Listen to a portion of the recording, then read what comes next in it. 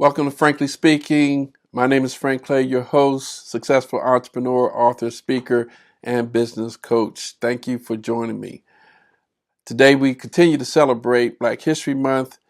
I like to refer to it as African American History Month, a time where we celebrate the successes of African Americans who kind of did their thing in the past. When we look at the history of African Americans in this country, we go back to slavery, and it's always good to consider this individual when you take a look at how things were back in those days. And that person I'd like to highlight right now is none other than Frederick Douglass. And I'm going to be taking some tidbits from the narrative of the life of Frederick Douglass. A good read, a very short read. There are other books on Frederick Douglass, but he gives a good account of what it looks like to move from slavery to freedom. We call that change in business. And we can learn three things from Frederick Douglass's life in this regard, and that is change requires commitment. It's good to know what your vision is, number two. And number three, that freedom comes with responsibility. And in all those situations or those 3 points in business, we are faced with the same thing.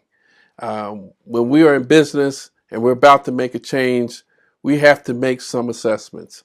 We have to assess risks. If we're starting a business, if we are scaling up a business, if we are moving from an employment situation into business, if we're getting promoted, taking on a big project, you name it, there are going to be risks. It's going to require change, and you're going to have to make an assessment. In Frederick Douglass's situation, as he was attempting to change his life from slavery to freedom, he had to assess what the risks were and what impact that would be on his life. I'm going to read from the narrative of the life of Frederick Douglass to kind of give you an idea from his words of what that might feel like, or it might look like based upon his words. Okay? From the reading. I felt assured that if I failed in this attempt, my case would be a hopeless one. It would seal my fate as a slave forever. I could not hope to get off with anything less than the severest punishment and being placed beyond the means of escape. So, in other words, change meant to Frederick Douglass that if he took this journey and he was not successful, he would end up being punished and put back into slavery. Now, when we're in business, we may not have the outcomes that we're talking about right here, but the point is we need to be committed to making the change so that we don't fail, so that we don't have setbacks, so we don't be put in a situation that is worse than where we are today. And so we want to take on Frederick Douglass's attitude of determination, of devotion to the cause in which he had embarked upon. And we want to assess the risks so that we know what we're dealing with. In Frederick Douglass's case, he had to leave his family, friends, things that he was used to in Maryland in order to make his way to escape to the north toward New York. And so in business, we have the same kinds of concerns when we're trying to move from where we are to where we want to go.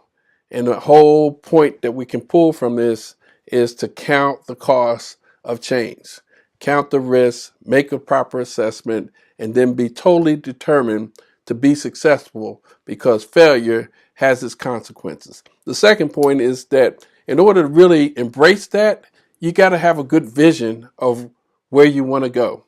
And in Frederick Douglass's case, he somehow was able to see what freedom looked like.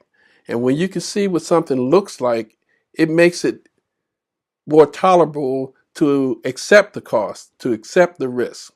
And every slave, I'm pretty sure, went through this whole assessment, self-assessment.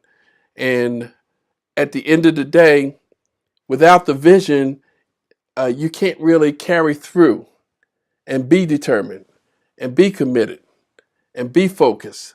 And so we really want in business to make sure that we can envision what it is we're trying to achieve, what it is we're trying to change to. So we take that from Frederick Douglass's life and we put it in play when we are in business every day that we attempt to make a change. The last point I want to make is that freedom in Frederick Douglass's case required a lot of responsibility. It required a lot of accountability. Accountability from the standpoint that when he decided to escape and make it to New York, he had to find a place to live. He had to find where food was. He had to make arrangements for work and things of that nature.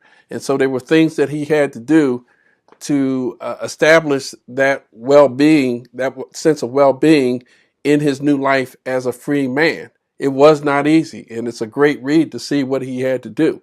But he was willing to do whatever it took because the consequences would be that he would be sent back to slavery.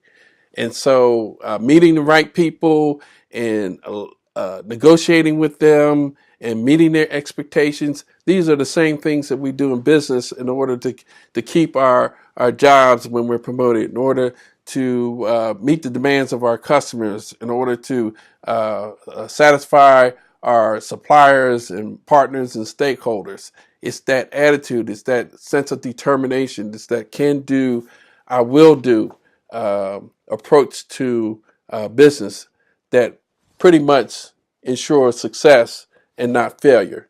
And the last thing, from accountability standpoint, he knew it was not just about him. And when business, it's not always about us. It's about our customers. It's about our employees. And so as we look at Frederick Douglass's life and we look at Black history, I'm hoping that you can see that there are lessons to be learned that we can apply to what we do today.